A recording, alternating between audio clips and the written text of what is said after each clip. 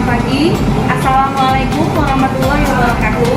Yang terhormat Bapak Ibu dosen dan guru penguji, uji kinerja PPG dalam jabatan kategori 1 gelombang 2 tahun 2022. Kenalkan, saya Mardiana Arnat, mahasiswa PPG dalam jabatan kategori 1 gelombang 2 tahun 2022 di Universitas Negeri Medan, Prodi Pendidikan Biologi. Saya adalah guru di SMA Swasta Budi Satria Medan kelas 12, mengampu bidang studi biologi. Pada kesempatan hari ini, yaitu hari Senin 12 Juni 2023, saya akan melaksanakan praktik uji kinerja untuk mata pelajaran biologi, materi pertumbuhan dan perkembangan pada makhluk hidup kelas 12.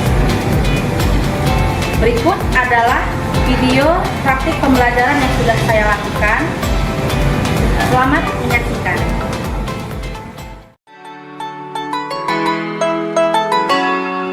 Assalamualaikum. Waalaikumsalam.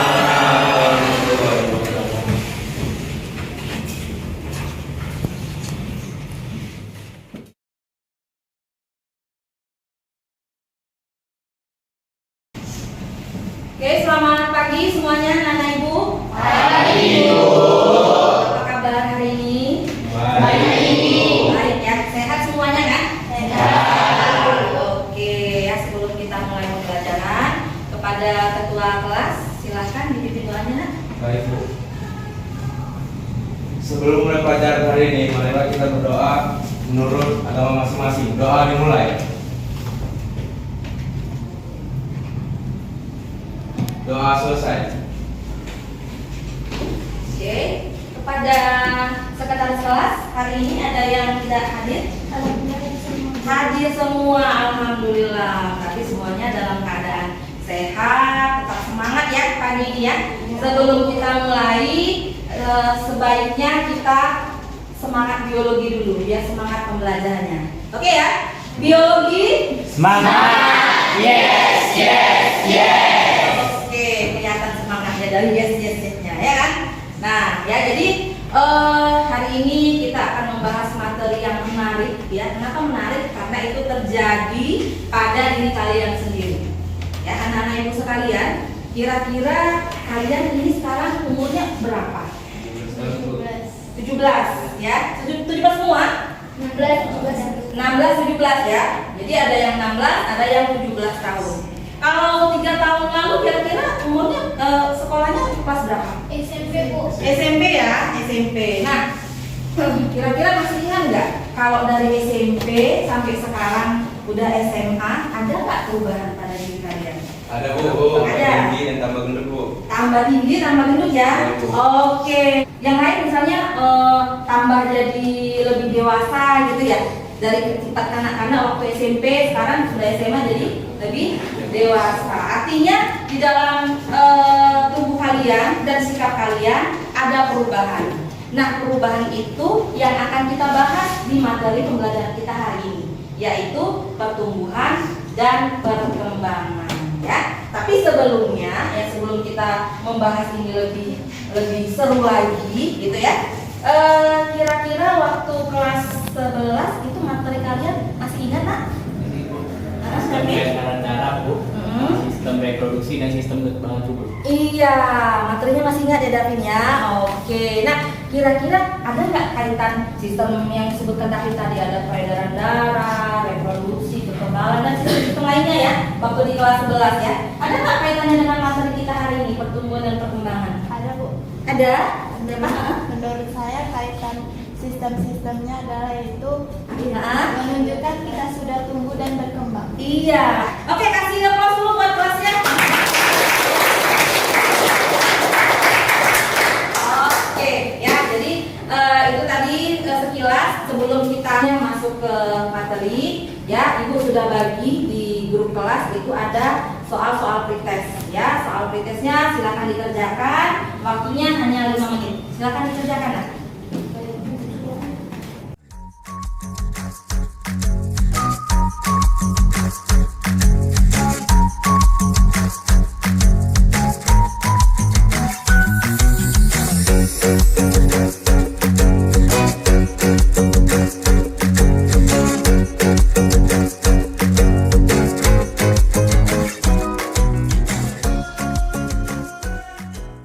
Sudah selesai semuanya? Sudah. Oke, kalau sudah selesai, mari kita lanjut. Ya, coba anak-anak ibu perhatikan.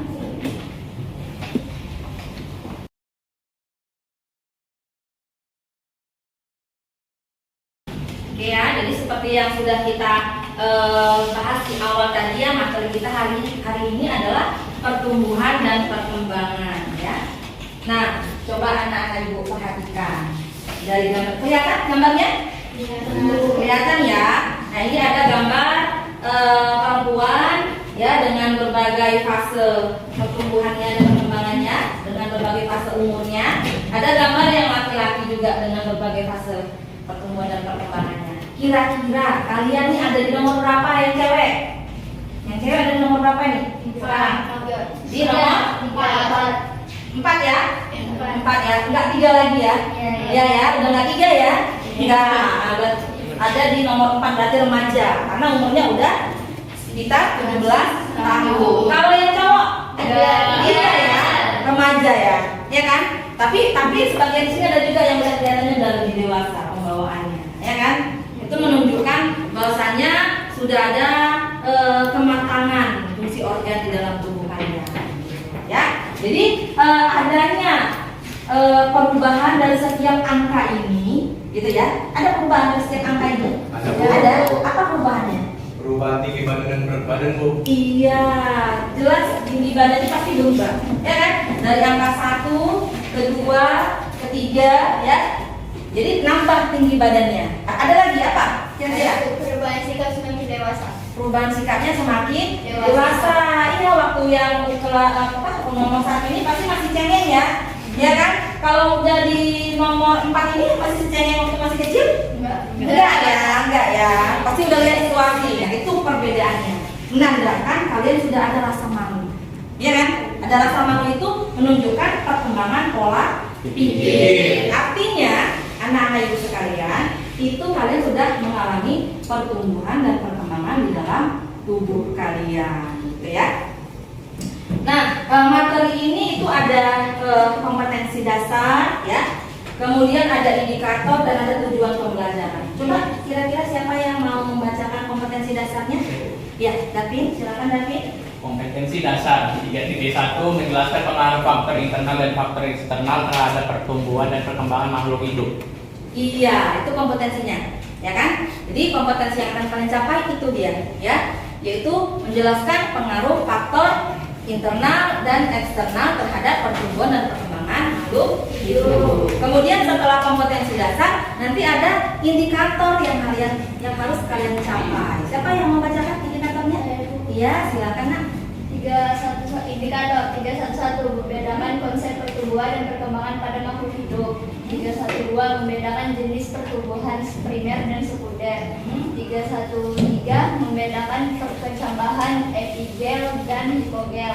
314 mengidentifikasi faktor-faktor pertumbuhan dan perkembangan.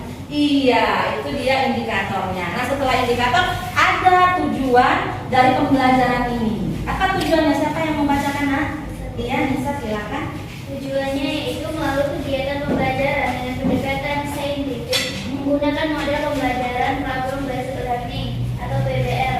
Siswa dapat menjelaskan perbedaan konsep pertumbuhan dan perkembangan pada makhluk hidup, membedakan jenis pertumbuhan primer dan sekunder, membedakan perkecambahan epigel dan hipogel, dan mengidentifikasi faktor-faktor pertumbuhan dan perkembangan, sehingga peserta didik dapat membangun kesadaran dan kebesaran Tuhan Yang Maha Esa, menumbuhkan perilaku disiplin, bertanggung jawab, kerjasama, dan responsif. Iya, itu dia. Jadi dari kegiatan pembelajaran yang sudah kita lakukan nantinya, gitu ya. Setelah kita tahu apa itu pertumbuhan dan perkembangan, itu menjadi kita menambah nilai keimanan kita, ya, terhadap kebesaran Tuhan Yang Maha Esa.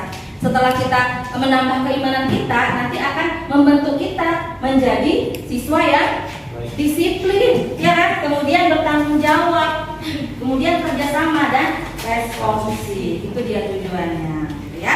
Nah, kemudian selain tadi ada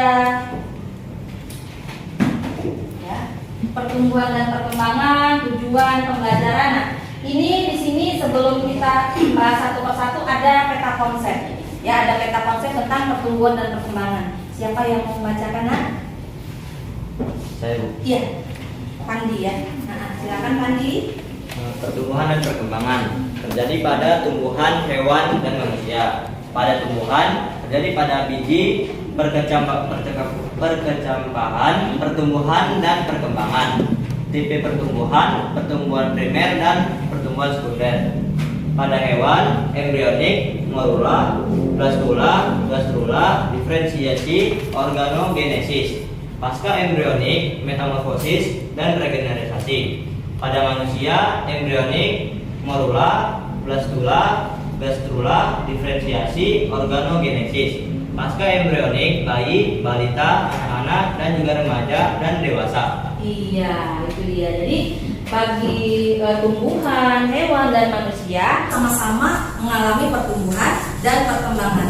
Hanya saja polanya berbeda-beda. Kalau pada tumbuhan itu tumbuhan karena memiliki biji, ya pertumbuhan dan perkembangannya dimulai dari biji, gitu ya. Tapi pada hewan dan manusia karena nggak punya biji, kita nggak punya biji ya kan? Nanti kita diawali dari fertilisasi, ya antara sel telur dengan sel sperma bergabung jadi zigot. Zigot inilah yang nantinya akan berkembang jadi embrio. Ingat materi waktu di sistem reproduksi. Dimulai dari zigot, zigotnya berkembang jadi embrio, ya kan? Embrio. Nah, ini embrionya pada hewan dengan manusia itu ada persamaannya. Ada tahap morula, blastula, gastrula, sampai nanti diferensiasi dan organogenesis gitu. Ya, itulah proses yang sudah kalian lalui, gitu ya. Nah, ini mau kita bahas sedikit demi sedikit. Jadi bukan hanya pada manusia ya, tetapi juga pada tumbuhan. Ya, pada tumbuhan juga ada, ya kan? Dari biji, kemudian bijinya mengalami perkecambahan, ya. Kemudian nanti akan tumbuh dan berkembang, ya, berbuah, ya. Kemudian juga nanti ada pada hewan. Nah, hewan juga mengalami pertumbuhan dan perkembangan dari hewan kecil, ya.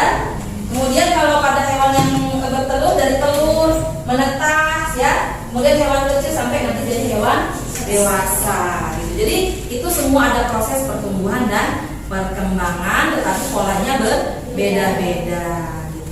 Oke, nah dari sini kira-kira yang namanya pertumbuhan itu apa ya kira-kira?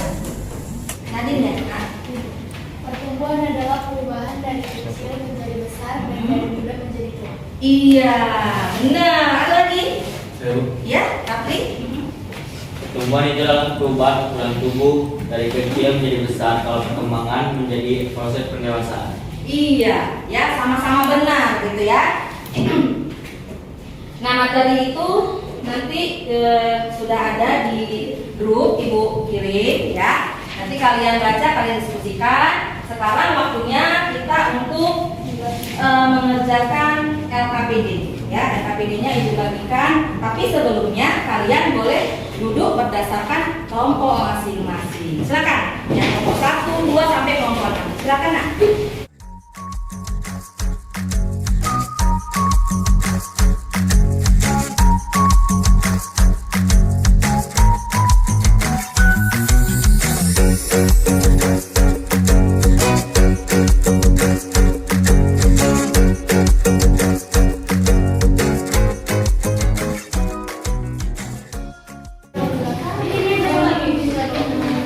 Jadi itu udah ada LKPD-nya, ya.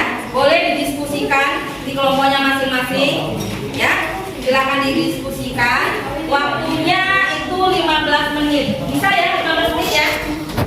Bisa ya? Oke. Nah, nanti setelah itu, ya kalian akan bergantian mempresentasikan hasil diskusinya. Oke, silakan dikerjakan. Waktunya 15 menit.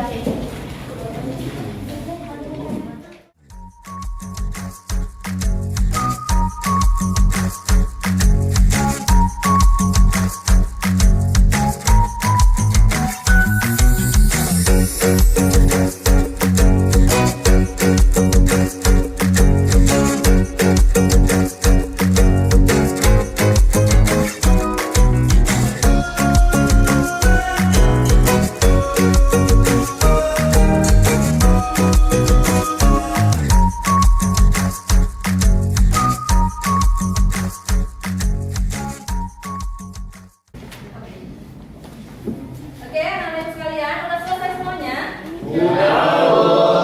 Oke, sudah ya. Kalau sudah, berarti bisa kita mulai presentasinya, ya. Yang mau presentasikan LKPD nomor 1 siapa? Kelompok berapa? Kelompok kami, Bu. Iya, sekarang kelompok berapa, Nak? Kelompok 6. Kelompok 6. Oke, silakan kelompok 6. Maju ke depan, Nak. Assalamualaikum warahmatullahi wabarakatuh. Waalaikumsalam warahmatullahi wabarakatuh. Terima kasih atas kesempatan yang diberikan. Kami dari kelompok 6 akan membahas soal nomor 1. Menurut kelompok kami, contoh-contoh perkembangan dan pertumbuhan pada tumbuhan, hewan, dan manusia adalah berikut akan dijelaskan kepada teman saya. Terima kasih. Contoh pertumbuhan dan perkembangan berdasarkan gambar adalah perubahan makhluk hidup. 1. Tumbuhan. Contoh pertumbuhan tumbuhnya tunas menjadi pohon, batang bertambah tinggi, akar bertambah panjang, diameter batang bertambah lebar, diameter akar bertambah lebar. Contoh perkembangan tanaman berbunga, tanaman berbuah, daun tanaman mengalami fotosintesis karena fungsi enzim yang berkembang, batang semakin kokoh, akar semakin kokoh. Perubahan makhluk hidup. 2. Hewan. Contoh pertumbuhan tubuh semakin tinggi. Demikian dan diskusi dari kelompok kami. Apakah teman-teman ada yang bertanya? Saya, Bu. Saya ingin bertanya. Tadi kan contoh pertumbuhan tubuh semakin tinggi. Tapi kadang-kadang ada yang dari SMP tubuhnya tidak tambah tinggi lagi. Berarti tidak mengalami pertumbuhan. Mohon penjelasannya. Baik, kami akan coba menjawab pertanyaan saudari Nurul. Pertumbuhan dari perkembangan dan kan dipengaruhi faktor internal dan eksternal. Kalau faktor internal salah satunya gen. Jadi kalau genetisnya kita dari orang tua tidak tinggi, itu yang menyebabkan tubuh kita tidak bisa tinggi kecuali ada perlakuan atau latihan khusus. Bagaimana nih? Sekian dari kami. Assalamualaikum warahmatullahi wabarakatuh.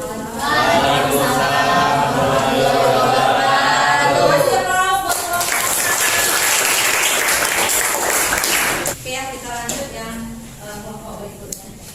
Oke, tadi jawaban dari kelompok 6. Ya, tadi hasil diskusi dari kelompok 6 ya untuk LKPD soal nomor 1. Sekarang untuk yang nomor 2, kelompok mana yang mau presentasi? Kelompok kami, Bu. Kelompok Al ya, kelompok berapa Al? Kelompok 5, Bu. Kelompok 5, silakan Al.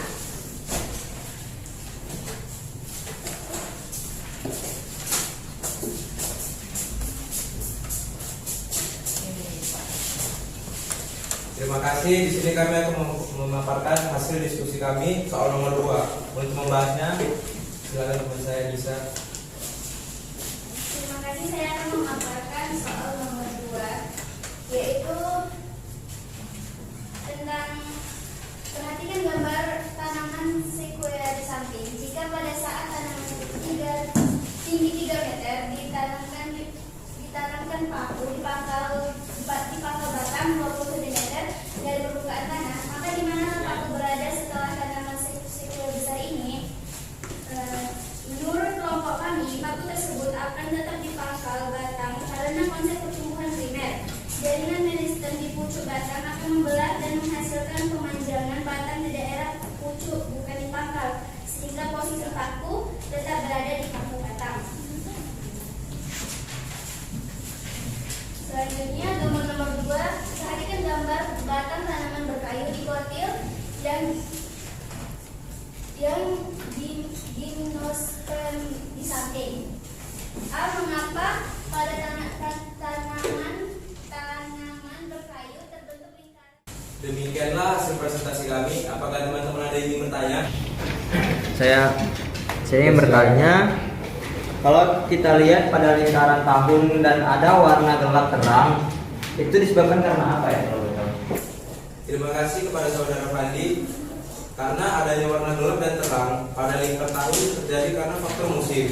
Ketika musim hujan atau dalam kondisi lingkungan dengan banyak air, maka pertumbuhan diameter batang akan lebih besar dan memiliki warna lebih terang.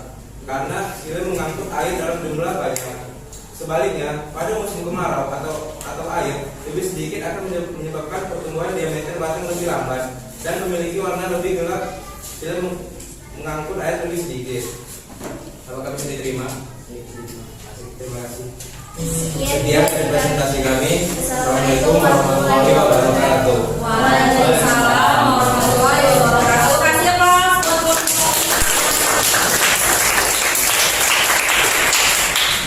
Oke, tadi kelompok soal nomor 1, 2 sudah dibahas ya. Kemudian selanjutnya yang soal nomor 3. Kelompok berapa yang mau presentasi? Kelompok kami, Bu. Kelompok 4. Oh ya, silakan kelompok 4.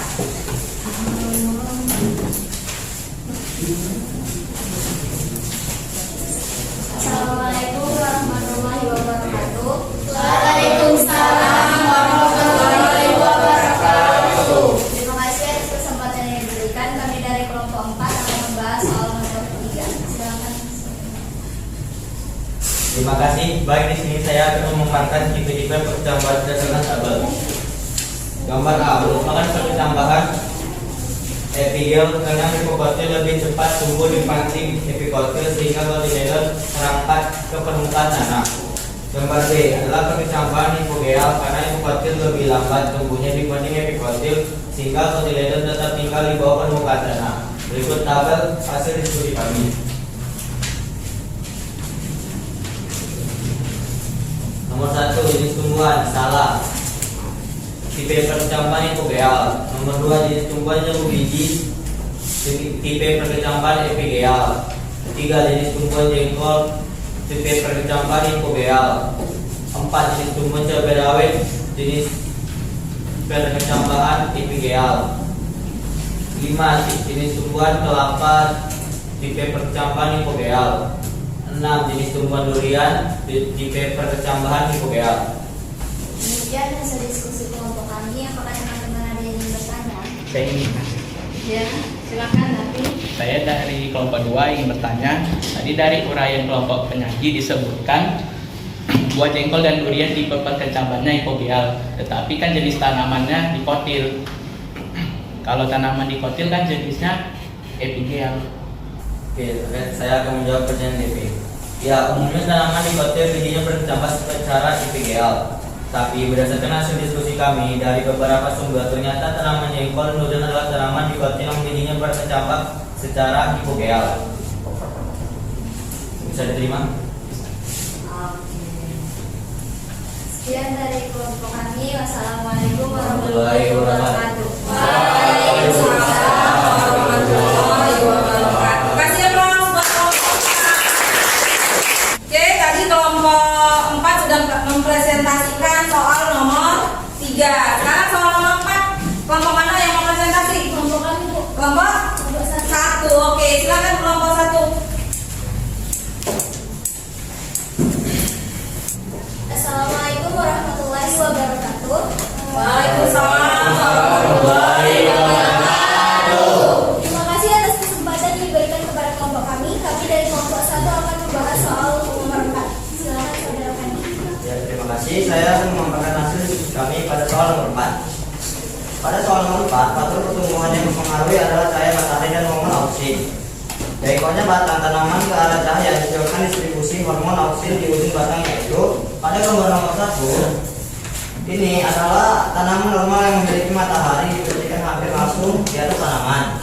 Selama ini auksin atau titik merah muda yang terletak di dalam tanaman tersebar secara merata. Pada gambar nomor 2, matahari sekarang diposisikan pada suatu sudut ke arah tanaman.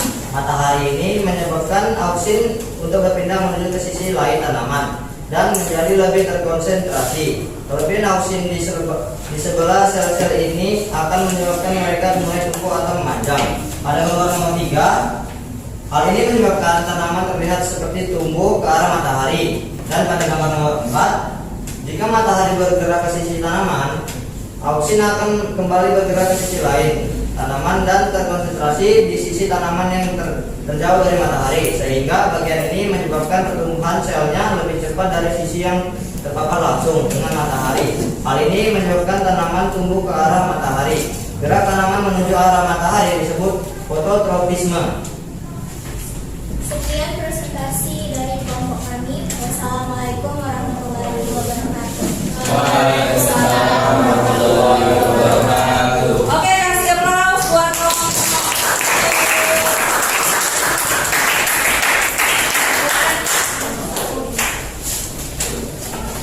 Ya, tadi sudah dibahas soal nomor 1, ya, soal nomor 2, soal nomor 3 dan soal nomor 4 ya. Kayaknya ini sudah semakin jauh pembahasannya, jadi sudah agak-agak kayak loyo gitu ya. Ya kan? Sekarang yuk kita semangat biologi sekali lagi. Oke ya? Biologi. Ya harus semangat gitu ya. Oke ya, biar kita lanjut ya. Iya, oke. Sekarang adalah materi diskusi yang terakhir, yaitu soal nomor 5. Kelompok berapa yang mau presentasi? Kelompok 3. Oke, silakan kelompok 3 presentasi.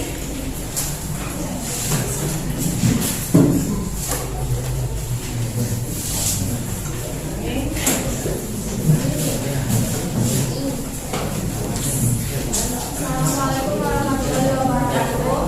Waalaikumsalam warahmatullahi wabarakatuh. Terima kasih atas waktu yang telah diberikan. Kami dari kelompok 3 akan membahas soal ini. Terima kasih. Di sini saya akan memaparkan hasil diskusi kami tentang soal nomor 5. Faktor pertumbuhan yang terjadi pada gambar adalah adanya pengaruh hormon auksin dan sitokinin. Konsentrasi auksin pada ujung batang dapat menyebabkan tanaman terus tumbuh tinggi dan mengakibatkan aktivitas hormon sitokinin pada tunas samping terganggu sehingga tunas samping tidak tumbuh.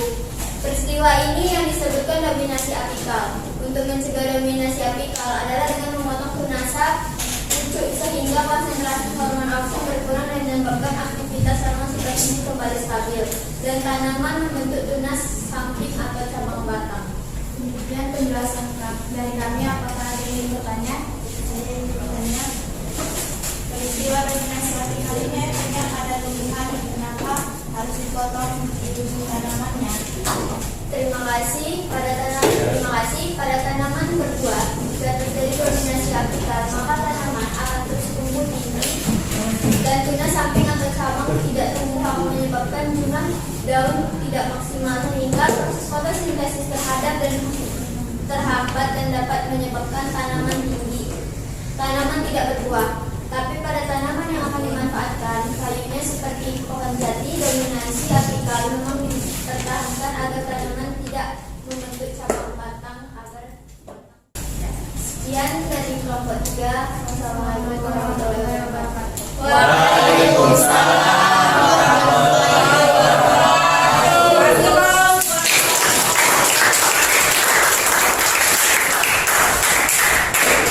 Oke, jadi tadi hasil diskusinya ya anak-anak sekalian ya sudah bagus semuanya ya. Itu menunjukkan bahwasanya kalian sudah diskusi benar-benar. Tadi ada kelompok lain yang juga sudah mengerjakan diskusinya, juga mencarinya dari berbagai sumber, ya kan, dari buku juga dari Google ya.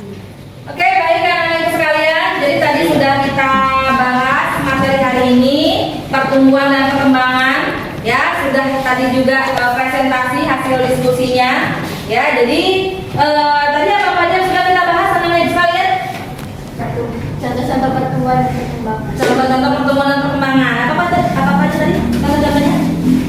Tumbuhnya tunas menjadi pohon, tanaman berbunga, batang bertambah tinggi, tanaman berbuah, akar bertambah panjang, daun tanaman mengalami fotosintesis, diameter batang bertambah lebar, batang semakin kokoh, diameter akar bertambah lebar, akar semakin kokoh. Iya, oke, kasih aplaus buat.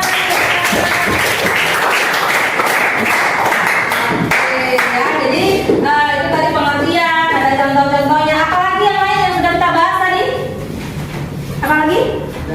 Tipe-tipe pertumbuhan Iya, tipe-tipe pertumbuhan. Apa aja? primer dan sekunder. Pertumbuhan primer dan pertumbuhan sekunder. Mana?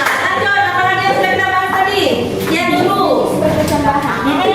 Terus tipe pertambahannya ada epigeal dan hipogeal. Epigeal dan hipogeal. pertumbuhan dan perkembangan. Faktor-faktor pertumbuhan dan perkembangan apa aja itu, Rafli?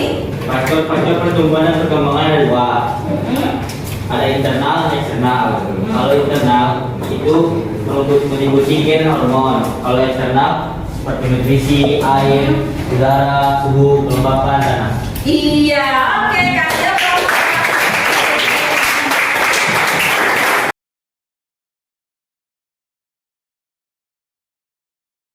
Oke, nah jadi tadi itu dia yang sudah kita bahas hari ini ya, yang seperti yang sudah dijelaskan tadi oleh beberapa dari kalian.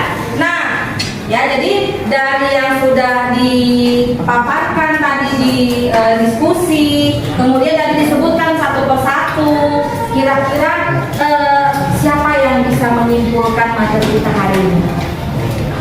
Yuk, siapa yang bisa menyimpulkan? Nah,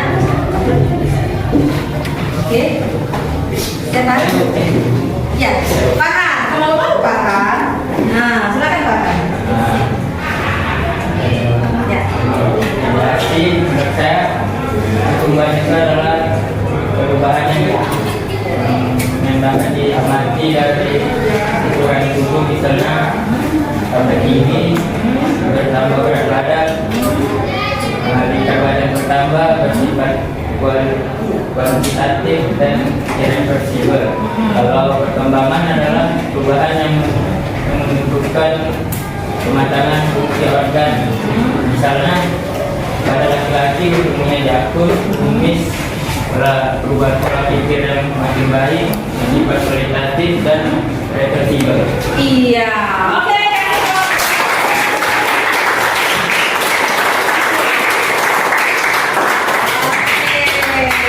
Jadi tetap kelihatan semangatnya ya, kelihatan dari kalian bisa menyimpulkan apa-apa yang sudah kita bahas ya. Kemudian sudah menyimpulkan satu lagi.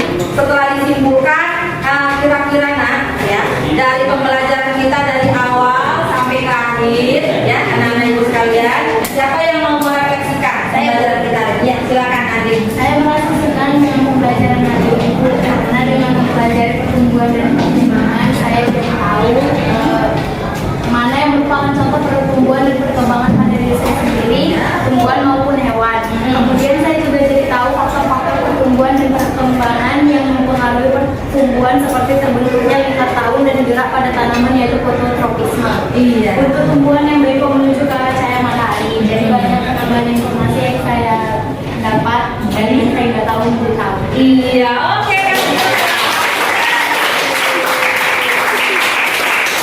Biasa ya anak ibu sekalian ya, berarti hari ini pembelajarannya sudah berjalan sesuai dengan yang kita harapkan.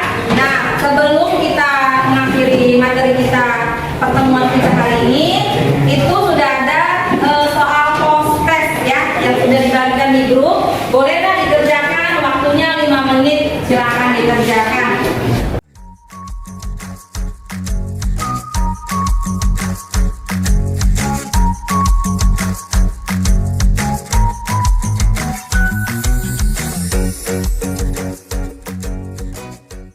Oke, anak ibu sekalian, sudah selesai?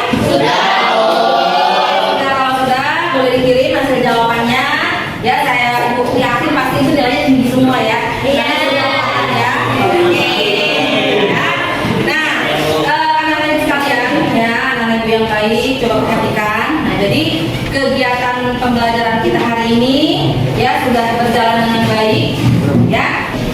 Sebelum kita tutup pembelajaran kita ini dengan doa, ayo kita sekali lagi semangat biologi, ya. Oke, biologi.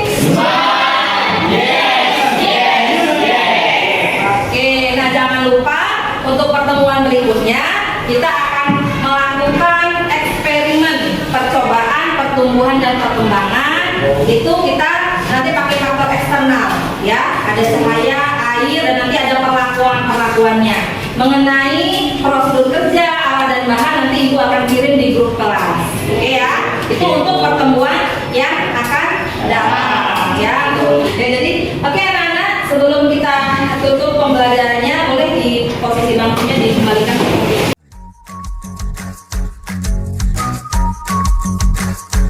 Ya.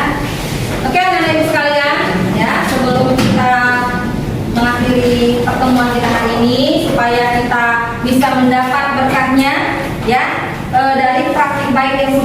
kalian laksanakan pada hari ini, ya. Ya, sebelum kita mengakhiri pertemuan kita hari ini, kita kasih aplaus dulu buat kelas kita. Oke.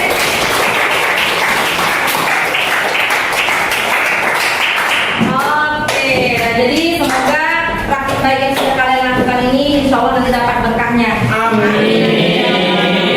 Silakan ketua kelas menutup materi pembelajaran kita. Baiklah, sebelum pulang alangkah baiknya kita berdoa menurut kepercayaan agama masing-masing. Doa dimulai.